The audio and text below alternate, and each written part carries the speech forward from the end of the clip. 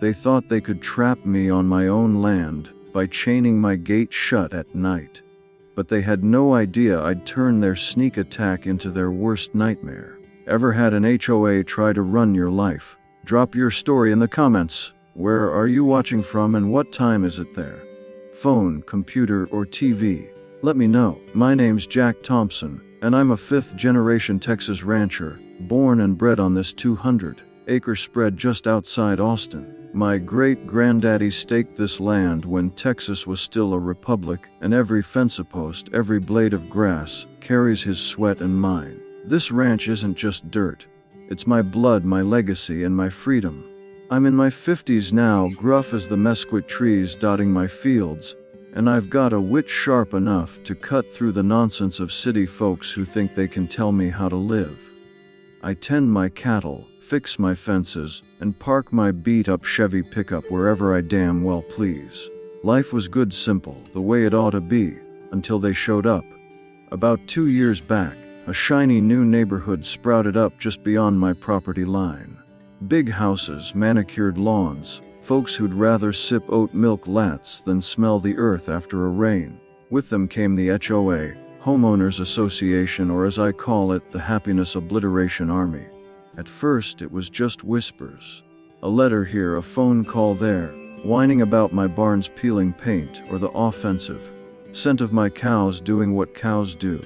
I laughed it off. My ranch predates their cookie-cutter cul-de-sacs by a century. They've got no claim on me, no jurisdiction, no nothing. But HOAs, see, they don't take kindly to folks who don't bow. They're like a pack of chihuahuas, small, yappy, and convinced they run the show. I figured they'd tire themselves out, like a toddler throwing a tantrum. But then one night I found my gate, my main gate, the one leading to the county road, chained shut with a padlock heavier than my mama's cast iron skillet. That wasn't just a prank. It was a declaration of war. They thought they could lock me in, cut me off from my own land, my own life. They thought wrong. Now, I'm not one to spoil a good story, so I won't spill the beans just yet. Let's just say I had a plan so bold, so downright Texan, it'd make their heads spin faster than a windmill in a tornado. I wasn't just gonna roll over. I was gonna make them regret ever crossing Jack Thompson. Picture this: me standing by that chained gate under a starlit sky, bolt cutters in hand, staring down the audacity of folks who think they can cage a rancher on his own soil. That moment lit a fire in me, one that burned brighter than their fancy streetlights. I've dealt with drought, coyotes, and bankers who think they're smarter than me. And a HOA, they're just another burr in my saddle, and I know how to flick those off. This ranch is my kingdom. The barn, weathered and proud, stands like a middle finger to their community standards. My cattle, all 300 head, don't give a lick about their rulebook. And that gate, it's been open to my family for generations, open to hard work, open to freedom. When they chained it, they didn't just block a road. They spit on everything I stand for. The HOA thought they were clever, sneaking out in the dark to pull their stunt. Probably patted themselves on the back, thinking they'd tame the wild rancher next door. But they didn't know Jack, literally. I've been outsmarting critters and conmen since I was knee-high to a heifer. If they wanted a fight, they'd get one, and I'd make sure it was a spectacle. So, what's it like where you're at? Got an HOA breathing down your neck? Or are you free as a hawk on the wind? Hit me with your stories. I wanna hear 'em. And tell me you reading this on a phone while sipping coffee, or kicked back on a couch with a laptop. Wherever you are, buckle up, 'cause this tale's about to get wilder than a rodeo bull. See, I didn't just cut that chain and call it a day. Oh no, that was just the spark. The real fire was coming, and it was gonna light up their perfect little world. They wanted to play dirty. Fine by me. I'd been playing in the dirt my whole life, and I knew how to win. Stick with me, and I'll tell you how I turned their petty power trip into a lesson they'd never forget. This isn't just about a gate or a chain. It's about standing your ground, about fighting for what's yours when someone tries to take it. It's about showing a bunch of clipboard-wielding busybodies that you don't mess with a Texas rancher. Not on his land.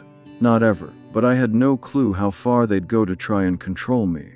Life on my 200-acre ranch outside Austin was about as close to perfect as a man could ask for.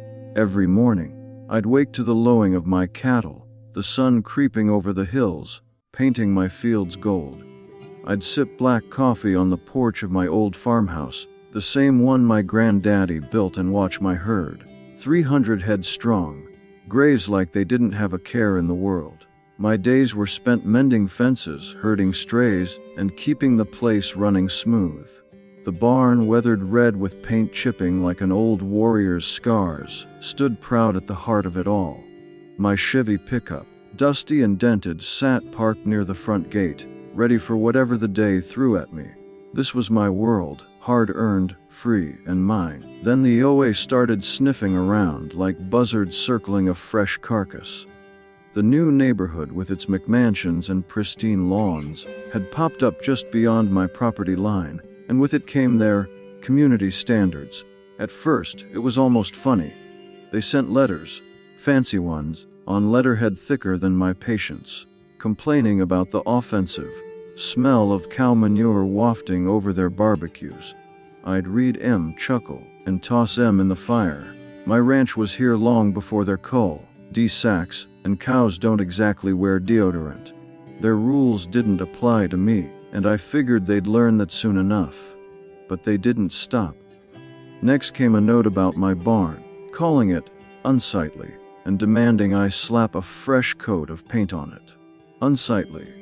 That barn's held up through storms that make their rooftops quiver. Then they had the gall to gripe about my pickup, parked on my own land, saying it cluttered the view from their precious driveways. I'd lean against that truck, sipping whiskey at dusk, and think, their idea of a view is a row of identical houses. They wouldn't know beauty if it bit 'em. I sent back a polite letter.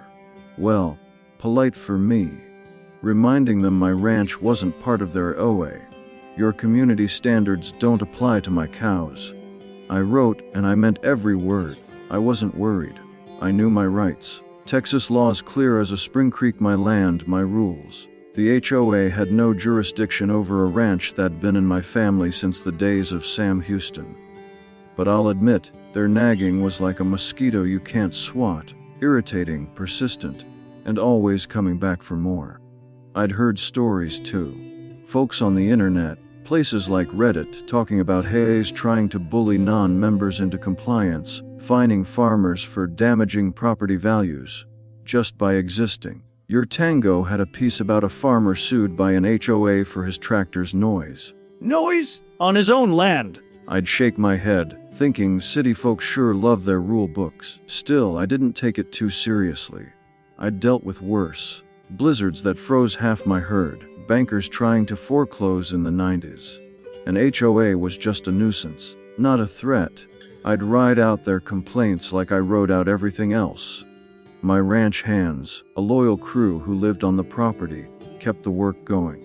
We'd move cattle through the front gate to market, fix the creaky hinges when they groaned, and keep the place humming. That gate, wide enough for a trailer and flanked by cedar posts, was the artery of my operation. It led to the county road, to freedom, to the life I'd built. Looking back, I should have seen the signs. The letters got sharper, the phone calls pushier. The HOA president, Karen Wheeler, would drive by in her shiny SUV, glaring at my barn like I'd personally insulted her. I'd wave, all friendly, like, just to see her scowl deepen. My buddy Tom Harris, a local lawyer who'd helped me with a land dispute years back, warned me to keep an eye out. HOAs don't like losing, he said over beers at the local dive. They'll push till you push back. I shrugged, figuring they'd never cross a line that bold. I was wrong. I didn't know it then. But the HOA wasn't just annoyed, they were plotting. They saw my ranch, my freedom, as a stain on their perfect little world, and they were fixing to do something about it. Something that'd make their letters look like child's play. I'd been out here, tending my land, thinking I could ignore them. but they were about to make a move that'd shake me to my boots. A move that'd turn this from a petty feud into a full-on war. The night I found my gate chained shut, I knew it was war. It was a warm June evening, the kind where the Texas sky stretches wide and black, speckled with stars like scattered buckshot. I'd been out late, checking on a sick calf in the north pasture. She'd been wobbly all day, and I wasn't about to lose her to fever. By the time I got her settled with a dose of antibiotics, it was pushing midnight. I hopped in my Chevy pickup, the one the HOA loved to hate, and rattled down the dirt path toward the main gate. I needed to let in the vet for a follow-up in the morning, and I wanted to make sure the gate was clear. That gate, wide, sturdy, flanked by cedar posts, had been the lifeline of my 200-acre ranch for generations. It opened to the county road, the only way to move cattle to market or let my ranch hands come and go. It was as much a part of the ranch as the weathered barn or my 300 head of cattle. So when I pulled up and saw a heavy steel chain looped through the bars, locked tight with a padlock the size of my fist, I damn near lost my mind. I killed the engine and stepped out, boots crunching on gravel. The chain glinted under my truck's headlights, mocking me. I tugged at it, half expecting it to be some prank, but it held firm. Then I spotted the note, taped to the gate like a taunt: comply with community standards. No signature. But I didn't need one. This had HOA written all over it. Their smug, self-righteous stench was practically on the paper. My blood boiled.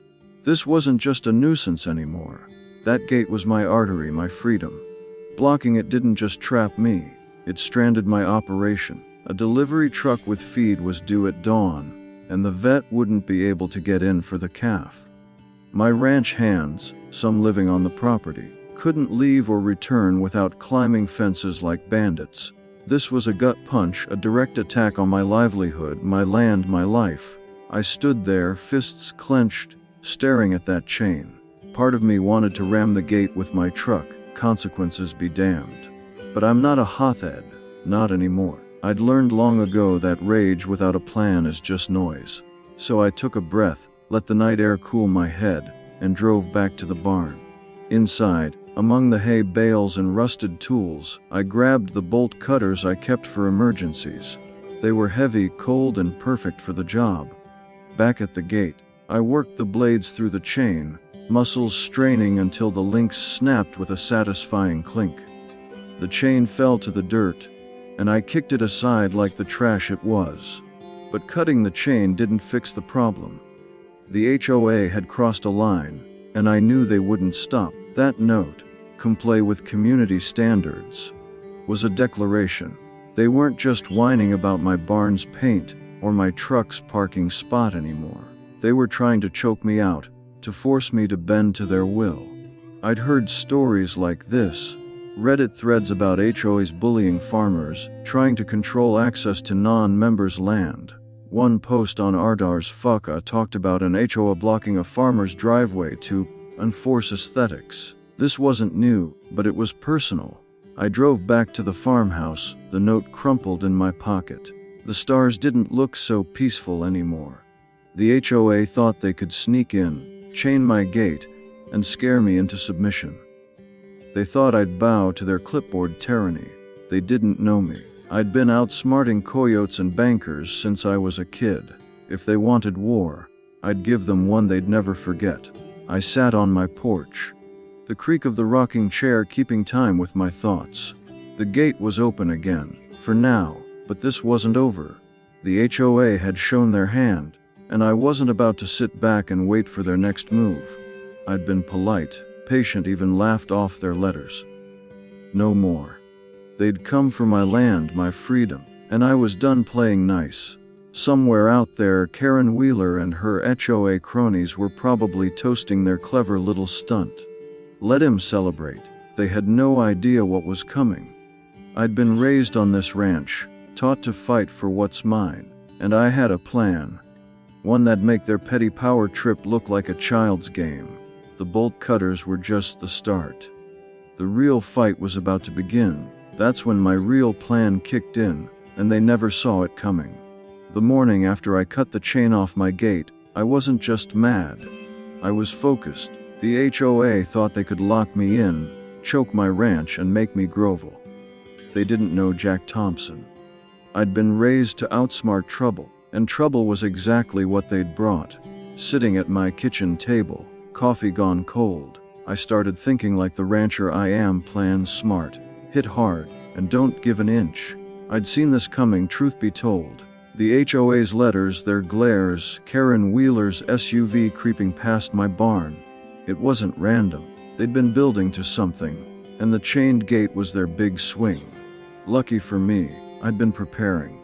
A few months back, over beers with my buddy Tom Harris, a local lawyer with a knack for property law, we'd started digging into Texas statutes. Tom's the kind of guy who can recite land codes like poetry, and he'd warned me. OA's overreach, Jack. You gotta be ready.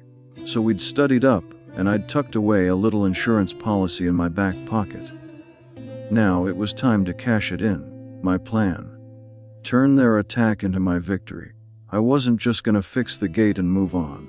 I was gonna make the HOA regret ever stepping foot near my land. Enter Thompson's Ranch Experience, a commercial venture I cooked up to flex my rights as a Texas landowner. The idea was simple: open my ranch to the public for horseback riding, cattle herding lessons, and a small shooting range, every bit of it legal under Texas zoning laws. I'd run it right on the edge of my property, close enough to the HOA's precious neighborhood to make their teeth grind. If they wanted to play dirty, I'd give 'em a front row seat to my kind of clean fun. First, I called Tom. He laughed so hard he nearly choked when I told him the plan.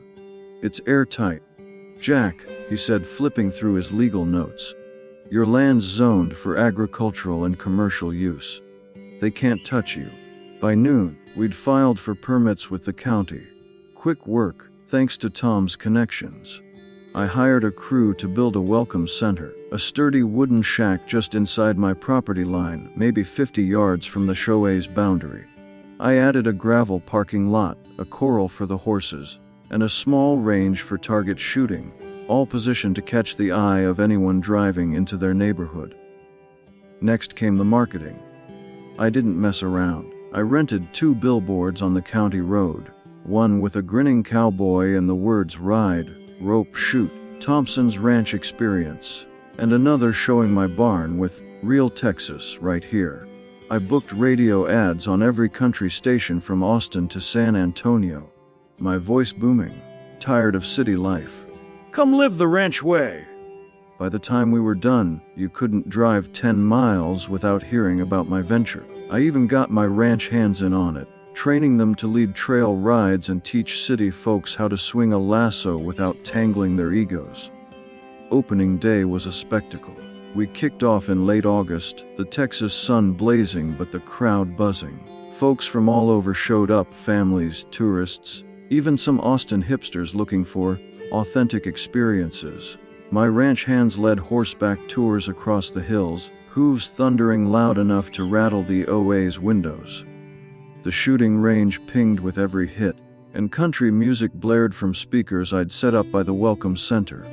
I stood by the corral, tipping my hat to guests, grinning wider than a fox in a henhouse. The best part, the HOA's reaction.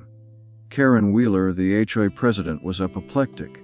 I got word she called an emergency meeting that night, ranting about my barbaric business ruining their quiet community. One of my ranch hands, who'd snuck a peek through their clubhouse window, said she waved her arms like a windmill, calling the hoofbeats noise pollution and the shooting range public safety crisis. I laughed till my sides hurt. If they don't like my horses, I told my crew, they shouldn't have built next to a ranch. The beauty of it was, they couldn't do a thing. Texas laws clear: my land, my business, my rules. The permits were ironclad, and the county loved the tax revenue. The HOA could huff and puff, but they weren't blowing my welcome center down. I'd turned their gate stunt into my stage, and the spotlight was on me. For now, I kept the gate clear with a temporary side path, just to avoid another chain while I worked. But I wasn't done. The ranch experience was just the opening act. The HOA thought they'd caged me, but I'd opened my land to the world, and the world was showing up. Karen and her clipboard cronies were about to learn what happens when you poke a Texan on his own soil. They wanted war. I'd give a showdown. When the gavel came down, the HOA crumbled, and I became the county's folk hero. The Thompsons' ranch experience was a roaring success, drawing crowds from Austin to Houston, all eager to ride horses, herd cattle, or pop off a few rounds at my shooting range.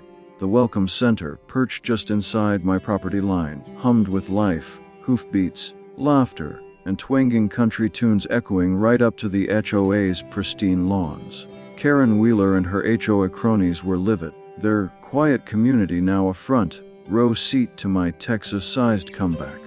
But they weren't done fighting. They thought they could shut me down with one last desperate swing, and that's when things got real.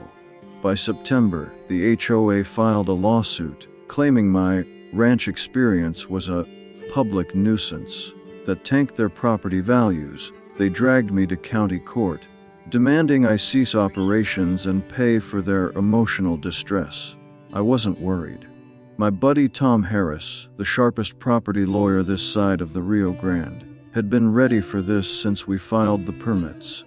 The hearing was set for early October, and I walked into that courtroom with my boots polished and my head high, ready to bury the HOA's nonsense once and for all. The courtroom was packed, ranchers, locals, even some of my ranch experience customers showed up to watch the showdown. Karen Wheeler sat with her lawyer, a slick city type in a suit that probably cost more than my truck. She glared at me like I'd personally kicked her dog, but I just tipped my hat and grinned. Tom laid out our case like a master storyteller. He proved my ranch predated their neighborhood by a century, meaning their community standards were as relevant as a paper saddle. He showed the judge photos of the chained gate from that June night, complete with the HOA's smug note, and argued it was an illegal attempt to block my access. Then he dropped the hammer. Every permit for the ranch experience was airtight, compliant with Texas zoning laws, and backed by the county. The HOA's lawyer sputtered, throwing out buzzwords like aesthetic degradation and community harm. Tom countered with a stack of glowing reviews from my customers and a petition signed by 200 locals supporting the business. The judge, a no-nonsense woman who looked like she'd wrangled her share of cattle, wasn't impressed with the HOA's tantrum. When the gavel fell, the ruling was music to my ears. The ranch experience could stay. The HOA had to pay my legal fees, and they were ordered to never interfere with my gate again. The courtroom erupted in cheers, and I swear I saw Karen's face turn the color of my barn's peeling paint. The fallout was swift. The HOA, already unpopular, 29% of Americans live under HOAs, and plenty resent them, according to U.S. News, faced a backlash that broke their back. Neighbors started questioning their dues, their rules, their very existence. By November, the HOA voted to disband, their reign of clipboard tyranny over. My gate, now fully accessible with new hinges I'd installed myself, stood wide open, a symbol of victory. The temporary side path was gone, and my ranch hands moved freely again, hauling cattle to market without a hitch. Then came the twist that made me laugh till my ribs ached. A few weeks after the trial, I started noticing familiar faces at the ranch experience. HOA members. Yes, those HOA members were signing up for trail rides and herding lessons, sneaking in like kids raiding a cookie jar. They'd grumble about the dust or the noise, but there they were, gripping reins and grinning despite themselves. I even caught Karen Wheeler at the shooting range one day, squinting down the barrel of a .22, muttering about noise pollution. While nailing the bullseye, I tipped my hat and said, "Nice shot, Karen. Wanna try a horse next?" She huffed, but I saw the corner of her mouth twitch. Sitting on my porch that fall, sipping whiskey as the sun dipped below the hills, I reflected on it all. They'd tried to lock me out, to cage me on my own land, but I'd opened the gates for everyone. My ranch wasn't just mine anymore. It was a place for folks to taste freedom, to feel the dirt under their boots and the wind in their hair. "Stand your ground, fellas," I said to the stars, raising my glass. "Ain't nobody got the right to chain your gate." The ranch experience thrived, booking months out, and my 200 acres felt bigger than ever. The barn still stood unpainted and proud, and my Chevy pickup stayed right where it was, a dusty middle finger to anyone who thought they could tell me how to live. The HOA had come for me, but I'd shown them what a Texas rancher's made of. And somewhere out there, I hoped they were learning, you don't mess with a man's land. Not here. Not ever.